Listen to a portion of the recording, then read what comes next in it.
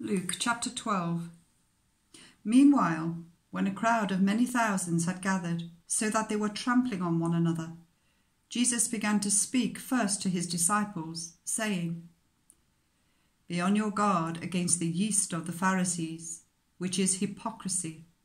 There is nothing concealed that will not be disclosed, or hidden that will not be made known. What you have said in the dark will be heard in the daylight, and what you have whispered in the ear in the inner rooms will be proclaimed from the rooftops. I tell you, my friends, do not be afraid of those who kill the body, and after that can do no more. But I will show you whom you should fear. Fear him who, after your body has been killed, has authority to throw you into hell. Yes, I tell you, fear him. Are not 5 sparrows sold for 2 pennies? Yet not one of them is forgotten by God. Indeed, the very hairs of your head are all numbered. Don't be afraid. You are worth more than many sparrows. I tell you, whoever publicly acknowledges me, the Son of Man will also acknowledge before the angels of God. But whoever publicly disowns me will be disowned before the angels of God. And everyone who speaks a word against the Son of Man will be forgiven, but anyone who blasphemes against the Holy Spirit will not be forgiven. When you are brought before synagogues, rulers and authorities, do not worry about how you will defend yourselves or what you will say, for the Holy Spirit will teach you at that time what you should say." Someone in the crowd said to him, "Teacher, tell my brother to divide the inheritance with me." Jesus replied, "Man, who appointed me a judge or an arbiter between you?" Then he said to them, "Watch out. Be on your guard against all kinds of greed. Life does not consist in an abundance of possessions." And he told them this parable. The ground of a certain rich man yielded an abundant harvest. He thought to himself, "What shall I do? I have no place to store my crops." Then he said, "This is what I'll do. I will tear down my barns and build bigger ones, and there I will store my surplus grain.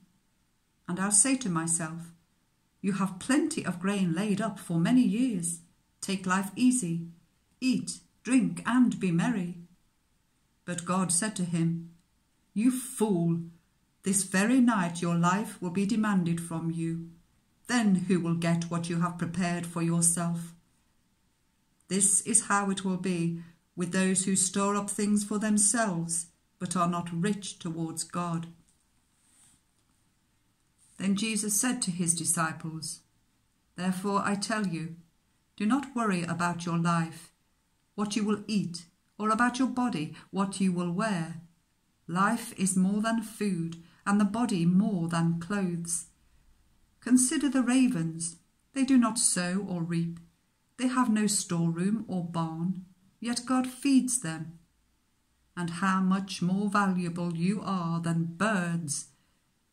Who of you, by worrying, can add a single hour to your life?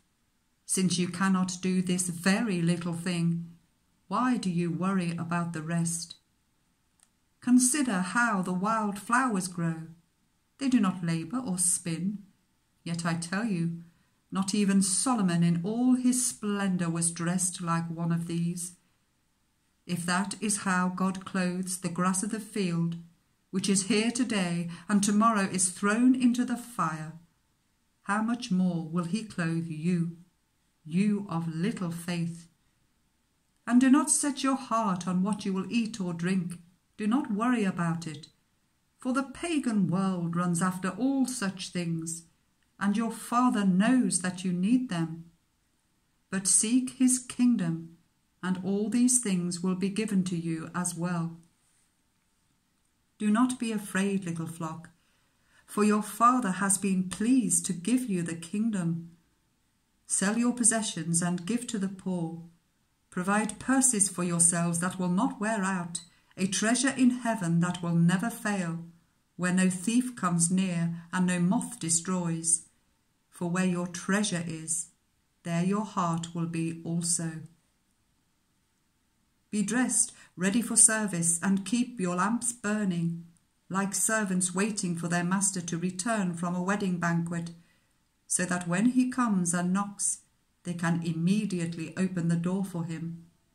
It will be good for those servants whose master finds them watching when he comes. Truly, I tell you, he will dress himself to serve, will make them recline at the table, and will come and wait on them. It will be good for those servants whose master finds them ready, even if he comes in the middle of the night or towards daybreak. But understand this: if the owner of the house had known at what hour the thief was coming, he would not have let his house be broken into. You also must be ready, because the Son of Man will come at an hour when you do not expect him. Peter asked, Lord, are you telling this parable to us or to everyone? The Lord answered, Who then is the faithful and wise manager, whom the master puts in charge of his servants to give them their food allowance at the proper time? It will be good for that servant whom the master finds doing so when he returns. Truly, I tell you, he will put him in charge of all his possessions. But suppose the servant says to himself, My master is taking a long time in coming, and he then begins to beat the other servants, both men and women, and to eat and drink and get drunk. The master of that servant will come on a day when he does not expect him, and at an hour he is not aware of. He will cut him to pieces and assign him a place with the unbelievers. The servant who knows the master's will and does not get ready or does not do what the master wants will be beaten with many blows.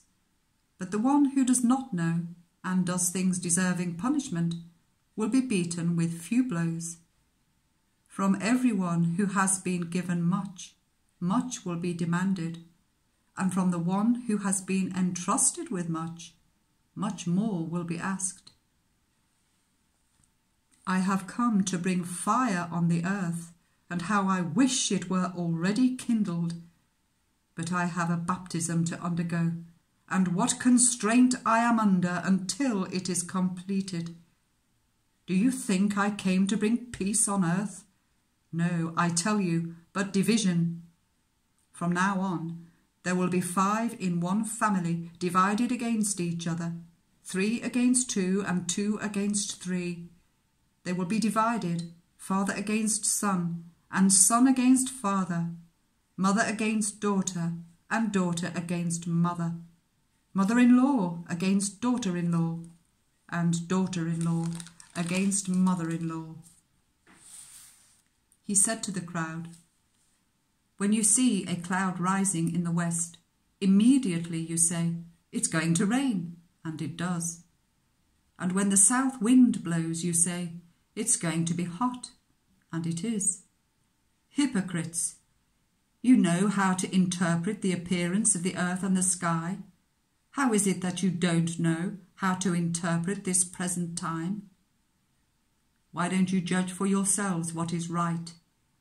As you are going with your adversary to the magistrate, try hard to be reconciled on the way, or your adversary may drag you off to the judge, and the judge turn you over to the officer, and the officer throw you into prison. I tell you, you will not get out until you have paid the last penny.